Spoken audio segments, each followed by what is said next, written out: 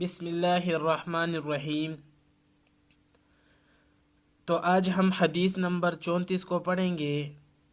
حدیث نمبر 34 میں امیر خادم ہوتا ہے۔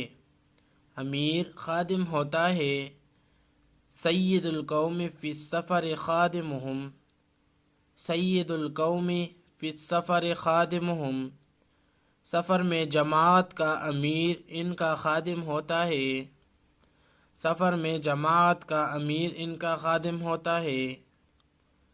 تشریح میں کچھ اس طرح کہا جا رہا ہے کہ ایک دوسری حدیث میں ہے کہ جب تم سفر کا ارادہ کرو تو کسی ایک کو اپنا امیر بنا لو، اور حدیث بالا میں امیر کے لیے ایک ضابطہ بیان کیا گیا ہے کہ امیر ایسا ہو جو لوگوں کی خدمت کرنے والا ہو، ساتھیوں کی مصالح پر نظر رکھے، یعنی مسئلوں پر نظر رکھے اور ان کے ہر معاملہ میں رعایت رکھے۔ قوم کا سردار ان کا خادم ہوتا ہے۔ اس کی کچھ تشریح ہے کہ بعض محدثین اس حدیث کا یہ مطلب بیان کرتے ہیں کہ جب شخص قوم اور جماعت کی خدمت میں لگا رہے، حقیقت میں تو وہی امیر ہے، اگرچہ وہ ظاہر میں کسی اور کو امیر بنا لے۔ مرقات نے اس پر ایک قصہ لکھا ہے۔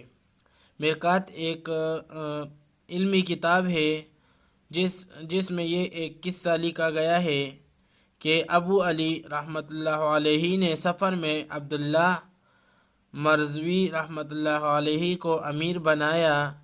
تمام سفر میں عبداللہ رحمۃ اللہ علیہ تمام سامان کمر پر رکھتے، یعنی تمام سامان کو اپنے کمر پر رکھتے، اور جب ایک رات بارش ہوئی تو تمام رات رفیق سفر کے سر پر چادر تانے کڑے رہے، یعنی اپنے ساتھیوں کے سر پر چادر تانے کڑے رہے کہ بھیگے نہیں، یعنی کہ وہ بارش سے بھیگے نہیں۔